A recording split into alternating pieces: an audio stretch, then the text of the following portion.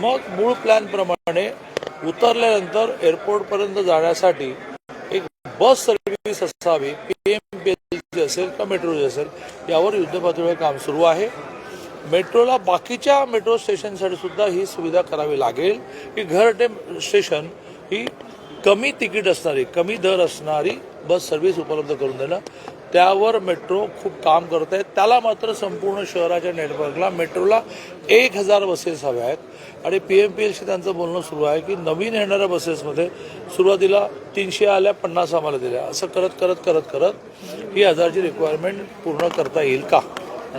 तुमच्यासह पुणे शहराच्या अनेक आमदारांनी 2 महापालिका या पुणे शहरासाठी असं काही प्रस्ताव ठेवलाय, तर काय त्यामध्ये खरंच या वर्षात काही त्या दृष्टीने नाही, शेवटी ह्याचा निर्णय राज्याचे मुख्यमंत्री देवेंद्रजी करतील.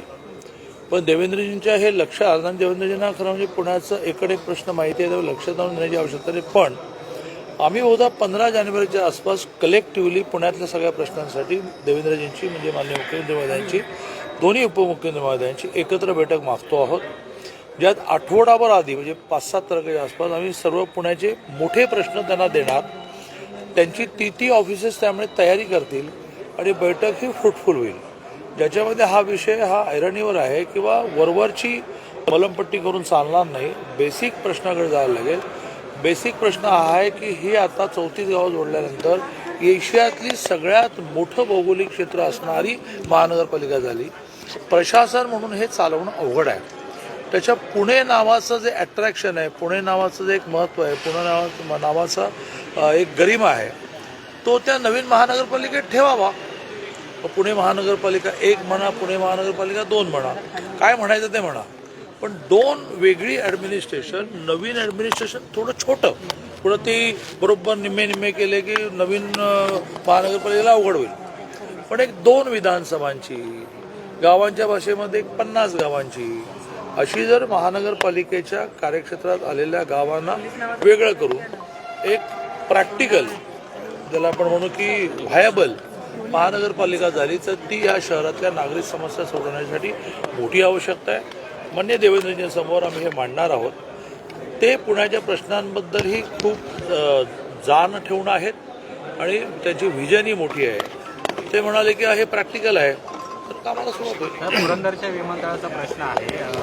संरक्षण विभाग असं म्हणते की जर पुरंदरला विमानतळ बनवायचं असेल तर मग इथलं जे विमानतळ आहे ते प्रवाशांसाठी बंद केलं जाणार आहे का, अशी काही चर्चा आहे? अशी काही चर्चा पुरंदरमध्ये गावकऱ्यांमध्ये पुरंदरचं विमानतळ या विषयामध्ये लँड एक्विजिशन आणि परवानग्या तर सगळ्या पूर्ण झाल्यात. लँड एक्विजिशन विषयामध्ये स्पीड पकडायला लागेल. त्यानंतर ते पूर्ण झालं, ह्या वेळेला 2-3 वर्ष लागतील. तर तेवढे तरी कालावधी हा विषय येत नाही. पुरंदरचं एअरपोर्ट हे सक्षम झालं तर एखाद्या वेळेस हा विषय येईल, पण आज हा विषय नाही आहे. संजय राऊत असं म्हणतात की लाडक्या बहिणींना 2100 रुपये दिले तर त्यांचे जे नवरे आहेत ते दारुडे होतील. संजय राऊतांबद्दल बोलायचं म्हणजे फार विचारपूर्वक बोलावं लागतं, त्यामुळे मी काही बोलत नाही. दादा, मुंबई भाजप कोर कमिटीची बैठक आहे आणि जे तुमचे मुंबई अध्यक्ष आणि राज्याचे अध्यक्ष आता मंत्रिमंडळात आलेले आहेत, दोन्ही बदलाच्या हालचाली सुरू आहेत. अशी कोर कमिटी ठरली मला माहिती नाही. बऱ्याच गोष्टी तुम्हाला जास्त अध्यक्ष बदलण्यासंदर्भात हालचाली आज बैठक आहे. नाही, अध्यक्ष बदलणं न बदलणं हा केंद्राचा विषय आहे. पण साधारणतः दर 3 वर्षांनी आमची सगळी कार्यकारिणी बदलते, कंटिन्यू होते, पण ती 3 वर्षांनी एकदा बदलते. मग त्यातले 90%, 80%, 50% कंटिन्यू पण होतात. पण प्रोसेस होते आमची. तर ती प्रोसेस ही आमची आता सुरू आहे.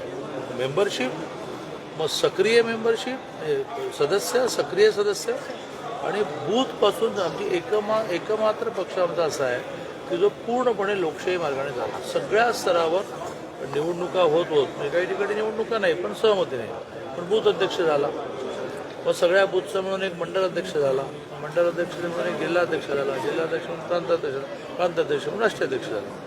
ही 2-3 महिने प्रोसेस चालायची. दादा, महापालिका निवडणुकीच्या आधी स्थापन होईल की त्याच्यानंतर विचार काय तुमचा? ही एक प्रायमरी कल्पना आहे, ही एक प्रायमरी अपेक्षा आहे महाराष्ट्राच्या मुख्यमंत्र्यांकडे की बाबा पुण्यामध्ये जर एका बाजूने गावं आपण वाढवत चाललो तर एवढं मोठं भौगोलिक क्षेत्र एका महानगरपालिकेला पेलवणार नाही, तुम्ही 2 करा. हे माननीय मुख्यमंत्री महोदयांनी मान्य केलं पाहिजे. मान्य केल्यानंतर त्यांनी त्याच्यासाठी एक एजन्सी अपॉइंट केली पाहिजे. खूप लॉजिकल करायला लागेल. असा तो मोठा विषय आहे आणि त्यामुळे ह्या महानगरपालिका निवडणुकीपूर्वी होईल हे मला प्रॅक्टिकल वाटतं. दादा, पालकमंत्रीपदाबाबत फार चर्चा होते आहे, तर काय एक मिनिट फॉर्म्युल्यानुसार आम्ही सगळेजण तिकीट काढून मेट्रोत चालतो. पालकमंत्री ह्या विषयामध्ये राज्याचे मुख्यमंत्री अशा सगळ्या विषयांचा निर्णय करतात. त्यांना 2 चांगले सहकारी मिळालेले आहेत, एकनाथजी आणि अजितदादा. ते तिघे म्हणून जे निर्णय करतील ते निर्णय हे त्यांनी काही ना काही विचार करून निर्णय केलेले आहेत असं म्हणून प्रत्येकाने कामाला लागलं पाहिजे. पण तुमचा जो फॉर्म्युला आहे त्या आमचा फॉर्म्युल्यानुसार काही फॉर्म्युला नाही. ठरलंय की फॉर्म्युला ज्याचे जास्त आमदार समन्वय नावाचा आहे. आमचा फॉर्म्युला समजूत नावाचा आहे, समजूतदारपणा. दादा बीडमध्ये दादा, तुम्ही समजूतदारपणा दाखवणार का बरं? काय काय 28 तारखेला मोर्चा काढला जाणार आहे. त्या मोर्चामध्ये महाविकास आघाडी बीडमध्ये शरद पवार सुद्धा त्यामध्ये सहभागी होत आहेत आणि त्यांचं म्हणणं आहे की यातला जो मास्टर माइंड आहे त्याला त्याच्यावरती कारवाई होणं गरजेचं आहे की म्हणून माननीय मुख्यमंत्री महोदयांनी देवेंद्रजींनी विधानसभेमध्ये इतके क्लिअर उत्तर दिलं की कोणालाही स्पेअर केलं जाणार नाही. आणि त्यामुळे असे मोर्चे काढणं, मागणी मांडणं हा प्रत्येकाचा अधिकार आहे. पण त्यांनी सगळ्या महाराष्ट्राला आश्वस्त केलं आहे की मी कोणालाही दोषींना सोडणार नाही.